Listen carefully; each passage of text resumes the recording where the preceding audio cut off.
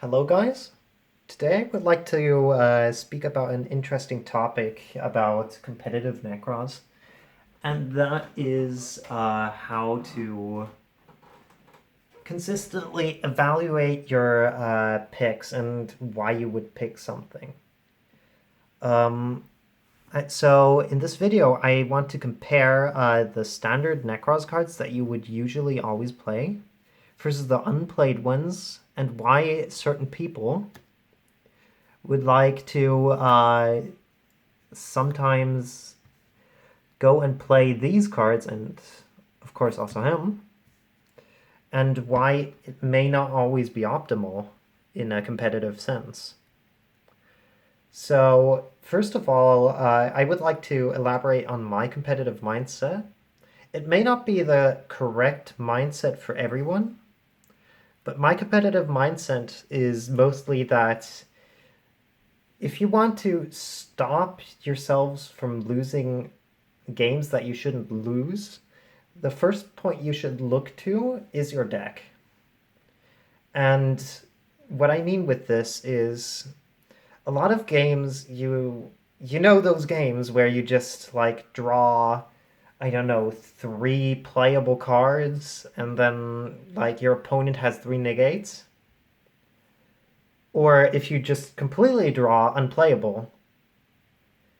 Like let's draw if you draw a hand that consists of these five, that is unplayable.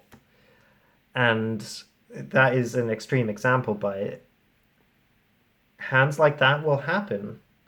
But you can actually minimize the amount of hands that you will get that are that bad. And that is by not playing cards that would be seen in those hands. Like, for example, Trishula and Valkyris, and correctly considering your ratios. The reason, for example, why I side deck Shuret is because he produces those hands, and I don't want to lose to those hands.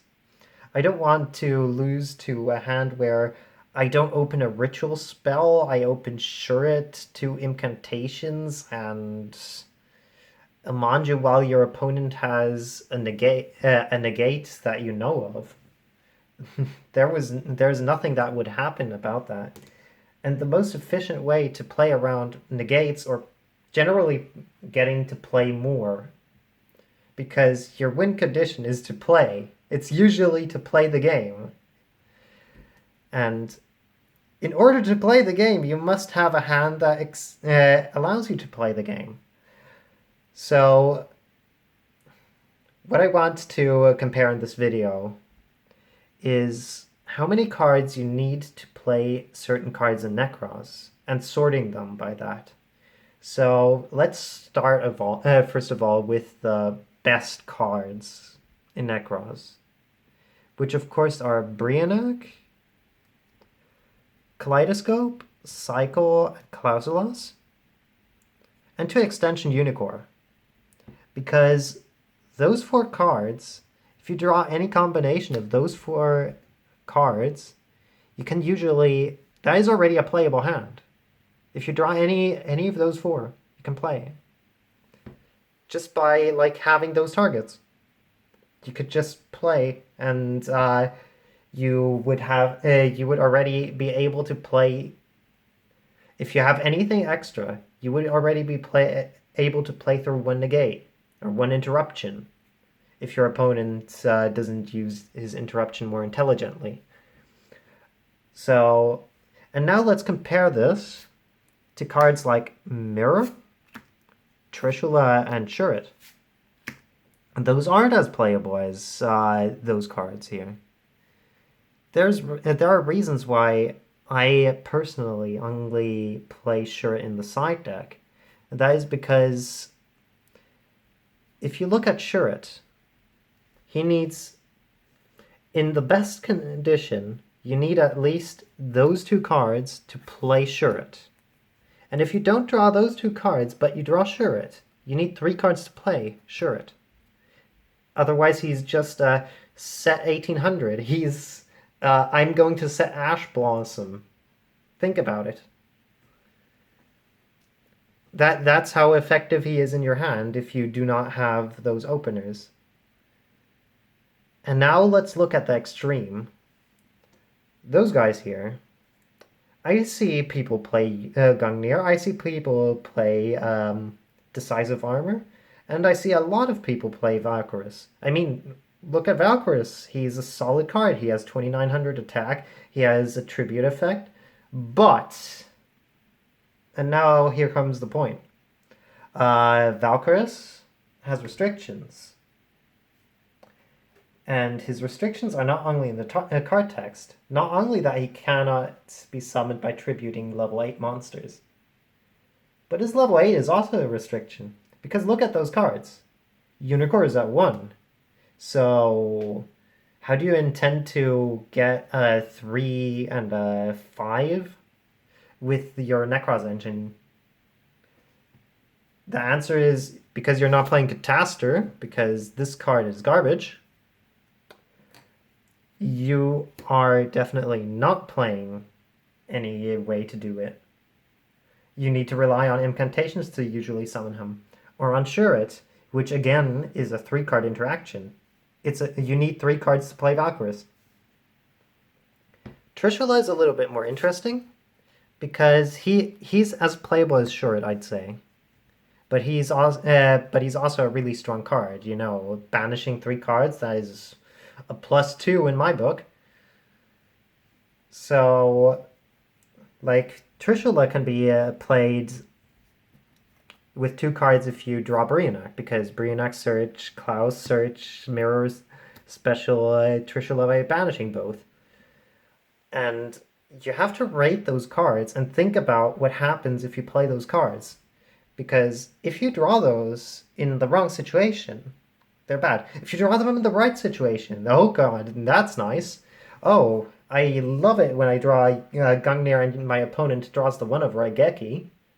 Yeah, if I would have had the Gungnir in Dusseldorf, and I would have probably topped Dusseldorf, the Dusseldorf YACS beginning of this year. But I didn't. But if I would have played Gungnir, I could have lost matches before that. I could have lost matches where, yeah, I didn't need Gungnir, or I didn't even want to see Gungnir at all, and I would have drawn her. I would have lost. I would have lost those duels probably, and not even come close to bubbling. For reference, I bubbled with Christia combo Nekroz in Düsseldorf 1, beginning of this year. It was a really sad story, but I would prefer to not talk about it. If you want to hear that story, you can ask in the Nekroz Discord. So back to my point is consider which cards you're playing, and consider how hard they are to utilize, and in how many situations you need them. If you have a meta, for example, where like everything destroys, let's say Hakai is released, every other deck is banned except for Nekroz and Hakai, and you play so you have to play against 2-0 Hakai or something weird like that. Of course you would play Gungnir, because everything destroys. She will come up in every game. But this meta, for example, this meta is Orcust, Thunder Dragon, Altergeist, Sky Striker. Yeah, list goes on. Literally every rogue deck. And cards like those will not always come up. You won't always face a Blue Eyes White Dragon that you cannot out. You won't need Decisive Armor, you won't need Unicorn, even though the Unicorn ulti is, of course, so beautiful. You just need to consider, how can I consistently play? And the answer to the consistently playing is maxing out the cards that search you these. So consider building your decks when making your own Nekroz lists. My lists are only for guidance. I think my lists are correct. Other people may disagree. But I wanted to show my philosophy when I build a deck. I want to play every day. I want to play every game. If I don't get to play, I am sad, and I'm definitely losing that game. And this is even the answer, not just against negates, but sometimes even floodgates. If you can maximize the amount of unicorns you see, you can maximize the amounts of Collider unicorns you can do, and Collider unicorn adds floodgates. Think about it. This is how you can, for example, people call True Draco a hard matchup. Yes, it's not easy. I mean, I sometimes also lose against True Draco, but people may just think you can only beat True Draco if you draw a combination of these two cards here. And like, just think, okay, this is the only way that Nekroz can beat that. It's not true. But you have to correctly resource. And the key for correctly resourcing is, first of all, having resources that you can actively manage. A philosophy that I also have is, do you know what Sky Striker does if they have 7 cards in hand and 5 cards set? None of them is a hand trap, and none of them is a solemn judgment or warning. And you go main phase 1, normal summon Denko Sekka. How much card advantage does the Sky Striker have? The answer, of course, is plus 13. But actually, it could be 0 if you care about it. If they set 5, have 7 cards in hand, pass. Of course, it should be 6 cards by. Okay, let's say 6 cards on field, 6 cards in hand. Good. If you normal summon Denko and they don't have a response afterwards, the card advantage that they have, all the cards they have in hand, are basically irrelevant until that Denko is gone. Same goes for, like, if you have like 6 cards in hand, but you have 3 Valkyries, 1 Decisive Armor, 1 Shuritz, 1 Trishula, 1 Gungnir. You have 6 cards in hand. If your opponent has 0 cards in hand, cool. But that's basically you playing with 1 card, because sure, it is normal summonable, versus 0 cards, and not 6 cards versus 1 card, versus 0 cards. And that is what you have to consider when building your deck. Maximize the amount you can play, and if you maximize the amount you are allowed to play, you maximize the amount of games you're not losing to reasons that you cannot control. The other reason you may lose, of course, is if you do not know your opponent's deck, or if your opponent mind games you. But deck building is the most important thing when it comes to Nekroz. If you want to see a consistent statistical win percentage,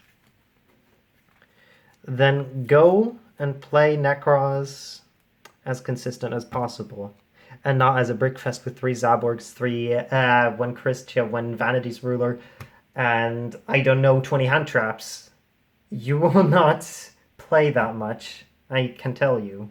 If you play brickfest cards that need 3 cards to play, you're not playing that much. Focus on cards that need as little amount of advantage to play, like Manju, chalislime, Brio, of course, all the good Nekroz cards that I showed you. Prep. Extra Foolish. Gale Dogra. Gale Dogra is excellent. He's a 1 card I can Unicorn Kaleido. He's literally a 1 card I can Unicorn Kaleido and afterwards do even more stuff. Consider it. I'd gladly pay 6,000 life points if I get to play in a situation where I would usually lose because I can't activate a card. Just maximize out the consistency of your decks. If this was a little bit of a rant, if you haven't noticed to the end, but I'm really passionate about that topic, and I'm really passionate about Nekroz as a deck, and I want to see people playing this deck to its fullest potential, and just win all the events that they can. You won't win everything. Sometimes your opponent just... You're not playing the best deck. You're not playing a deck that plays with one card all the time. Look at last format's Orchest. You're definitely not playing with with 51 card starters. You're not playing with 52 card starters even, but you can play with close to 20. So why not? Just start off playing, and if you can play, you can win. I hope that this video helped you guys in learning a little bit about how I view the deck of Nekroz. Feel free to disagree with my opinion, but don't get mad at me if you lose games because you didn't listen to this principle of getting to play. And if you have any other questions, if you want me to do more theory videos about how to play Nekroz and how to deck build Nekroz, for example, especially, feel free to do that. Otherwise, I thank you for watching this video, and goodbye.